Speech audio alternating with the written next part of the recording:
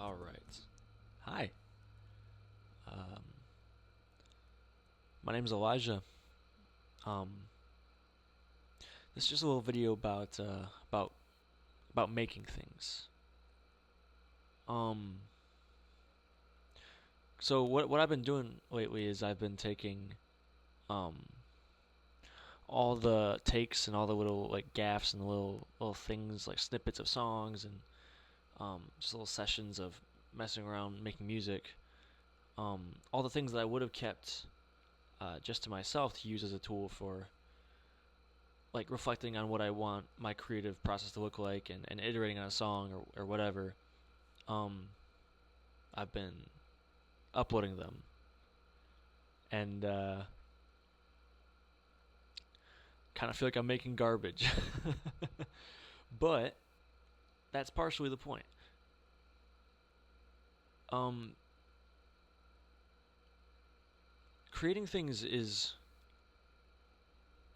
it's a lot. You can get into the philosophy of it, you can get into what the creative principles really mean, you can get into so many things, but just from a very human, like, just trying to get by day to day perspective,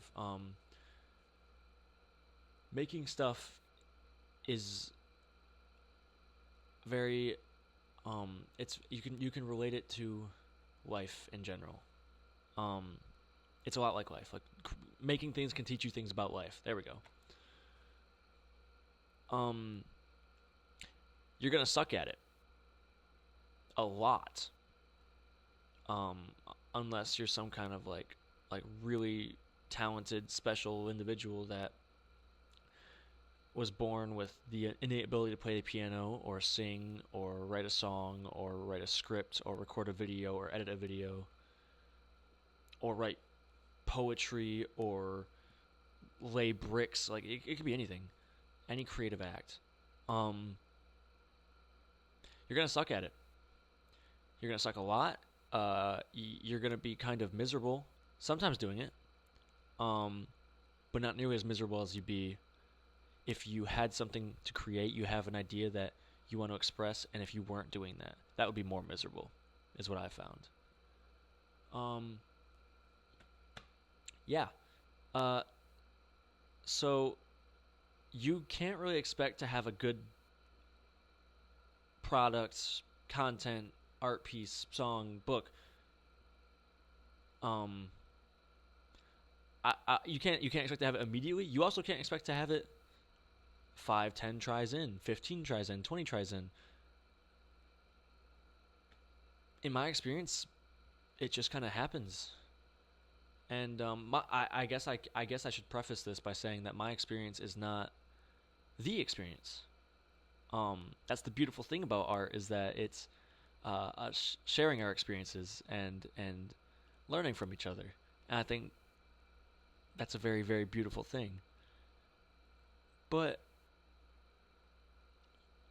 I do want to take this opportunity to share my experience and try to not sanitize it.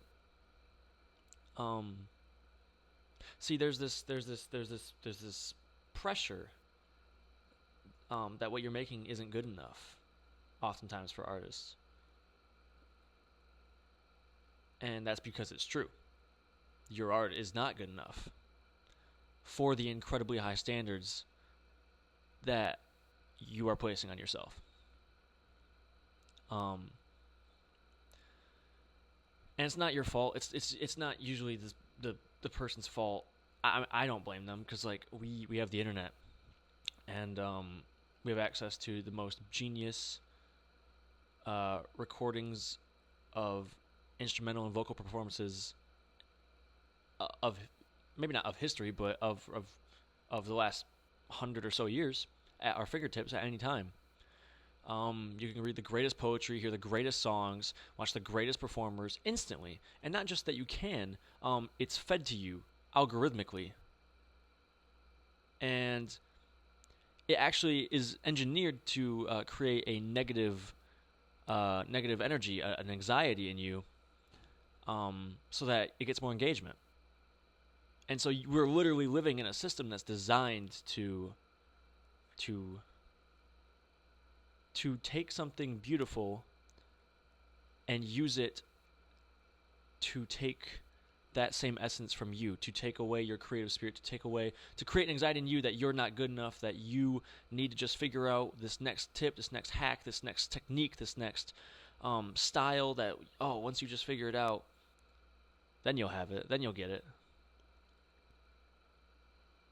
Or just wait for this to be in this specific place in life before you start. Like, I would, but I gotta get my money in order. Like, I'm gonna wait till I get better equipment. Please don't. Please don't. Please. Please. If you have something to make it. If you have something to say it. And if you have something to draw it. Do whatever you have to do to create what is yours to create, to express that ineffable beauty that has come with the experience of being you specifically. Make it. And make it terribly. Make it awful. Make it in a dingy basement with a cracked iPad and your little brother's earbuds as a microphone. Like, make it. Make it. Because nobody else can. Nobody else can say what you have to say. Nobody. There might be someone saying something similar. There might be someone saying or creating something that might be amalgamous or in the same genre. It doesn't matter. It doesn't matter. This is as much for you as it is for anybody else who might happen to find it, listen to it, observe it, create it, whatever. Art isn't just for the people who experience it. Because in order for them to experience it, you have to experience it. And I know you've already experienced things in your life that left you speechless and heartbroken and angry and joyful and content and afraid and anxious. You have lived a life that is worth sharing. And I just hope that by expressing myself however terribly I can and however inconsistently, but by expressing as much as possible and not just the cleaned up version, that I can inspire somebody else. I can inspire you to do the same. Because life's short, man. Life is short. I just turned 20 years old, and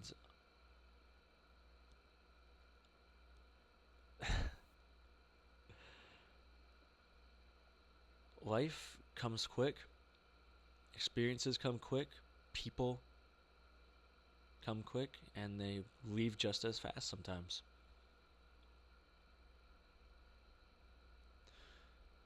But it all deserves respect. Life deserves respect. You know? Does that make sense? Life doesn't deserve to be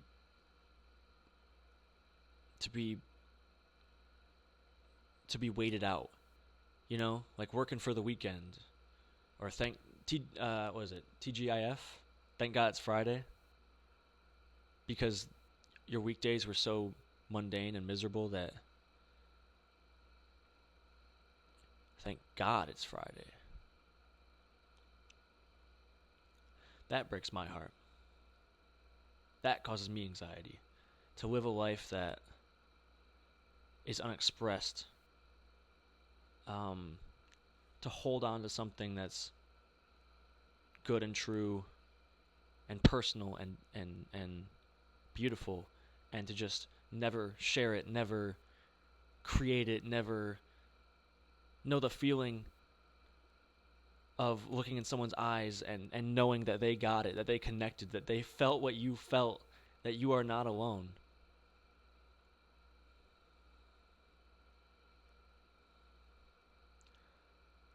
Life's too short not to take every opportunity to share it. So, I hope this little ramble was at least entertaining, but it means something to me, and I hope it means something to you. Have a good night.